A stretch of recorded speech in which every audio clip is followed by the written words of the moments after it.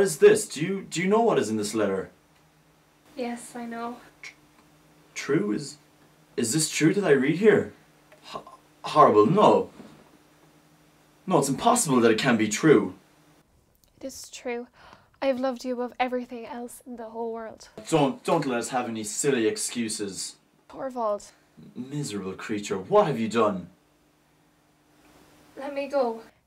You shan't save me. You shall not suffer for my sake. Oh, let's not have any tragic airs, please. Here you shall stay, and you'll give me an explanation. Do you know what it is you've done? Answer me, do you know what it is you've done? Yes, I'm beginning to understand thoroughly. You have ruined all of my future. It's horrible to think of. I'm in the power of an unscrupulous man who can do anything he likes with me, ask anything he wants of me, give me any order he pleases.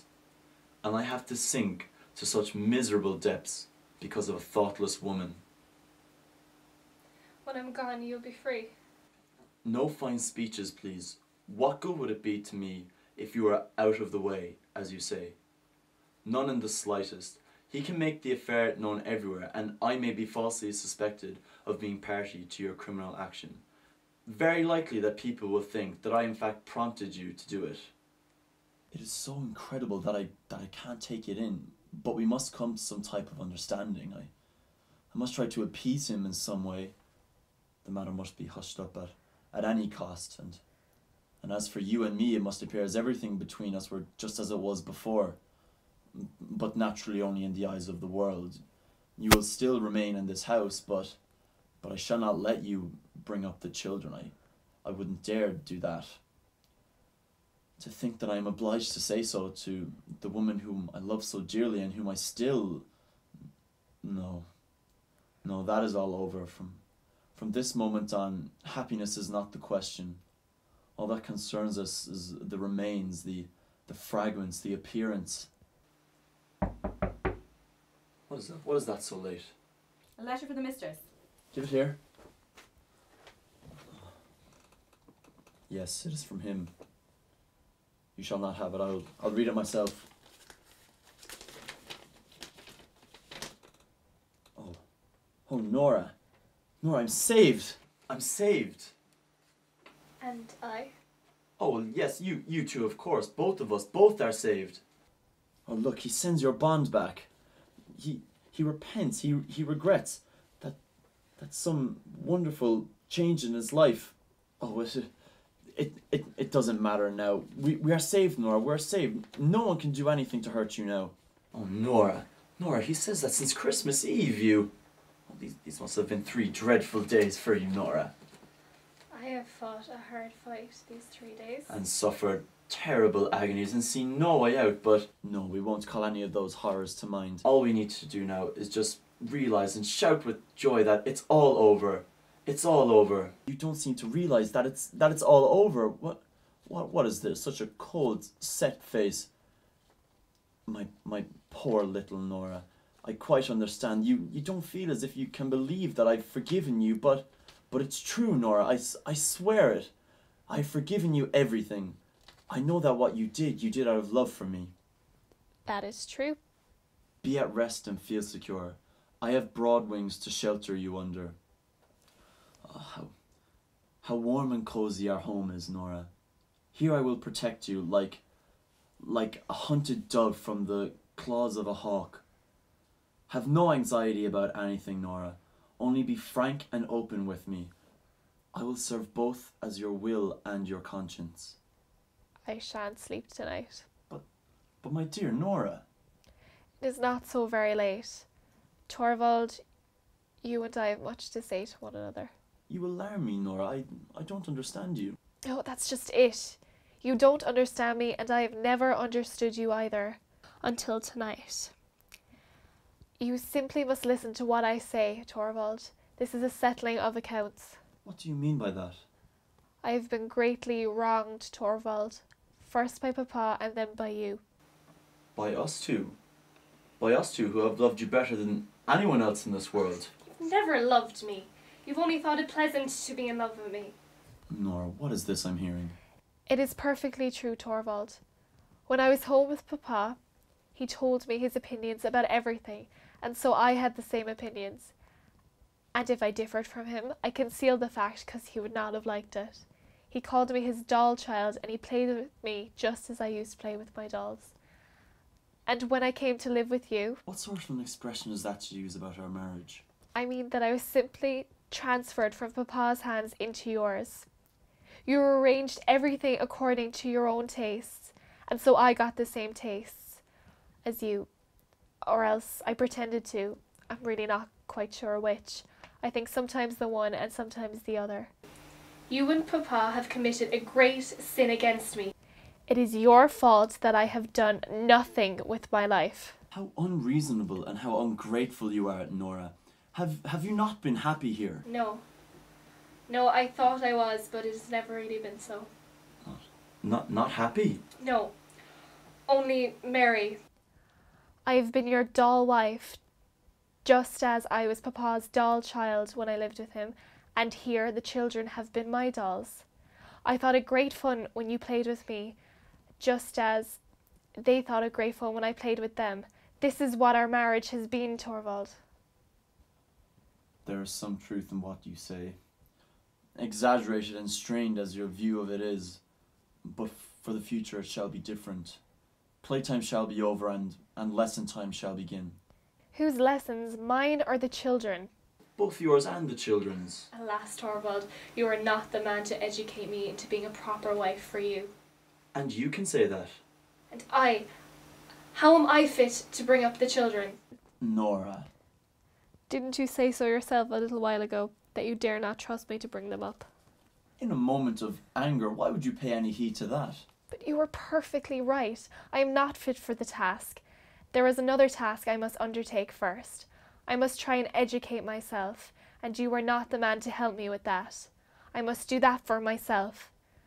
And for that reason, I am going to leave you now. What do you say? I must stand quite alone if I'm going to understand myself and everything about me. And it's for that reason that I can't stay here any longer. Nora.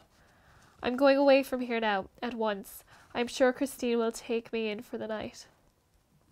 This is madness. Tomorrow I'm going to go home, to my old home. I'm sure it'll be easier for me to find something to do there. You blind, foolish woman. I must try and get some sense, Torvald. To desert your home, your husband and your children. And you don't consider what people will say. I can't consider that at all. I only know what is necessary for me. It's shocking. This is how you would neglect your most sacred duties. And what do you consider my most sacred duties? Do I need to tell you that? Are they not your duties to your husband and your children? I have other duties just as sacred, to myself. Before all else, you are a wife and a mother. I don't believe that any longer. I believe that before all else, I am a reasonable human being, just as you are. Or, at all events, I must try to become one. I know quite well, Torvald, that most people would think you right, and that views of that kind can be found in books. But I can no longer content myself with what people say or what can be found in books. I must try and think things over for myself and try to understand. You talk like a child. You don't understand the conditions of the world in which you live. No, I don't. But I'm going to try. I'm going to try and see who is right, the world or I. You are ill, Nora. You are delirious. I almost think that you are out of your mind.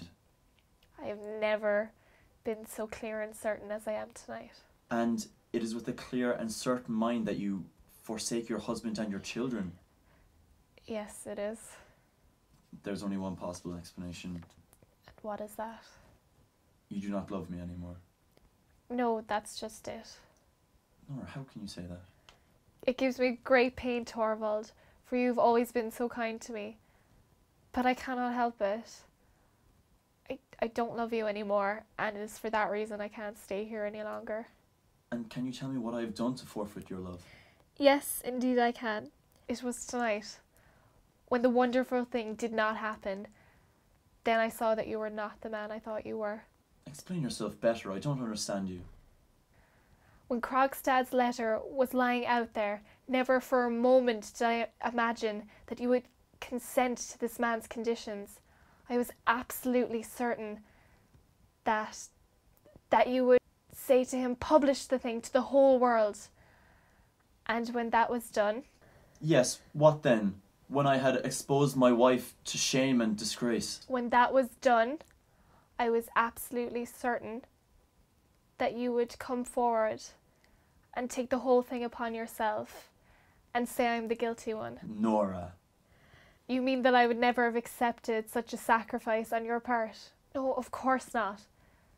But what would my assurances have been worth against yours? I would gladly work night and day for you, Nora, bear sorrow and want for your sake, but no man would sacrifice his honour for the one he loves. It is a thing hundreds of thousands of women have done. Oh, you talk like a heedless child. Maybe, but you neither think nor talk like the man I could buy myself to. As soon as your fear was over, and it was not a fear for what threatened me, but for what would happen to you, when the whole thing was past, as far as you were concerned, it was as if nothing had ever happened. Exactly as before, I was your little skylark, your doll, which you would in future treat with doubly care, because it was so much more brittle and fragile. Torvald, it was then that it dawned upon me that I have been living here for 8 years with a strange man, and I had borne him 3 children. I can't bear to think about it. I could tear myself into little pieces. I see an abyss has opened between us. There is no denying it. But Nora, would it not be possible to fill it up? As I am now, I am no wife to you.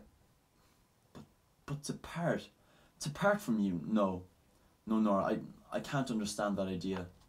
That makes it all the more certain that it must be done.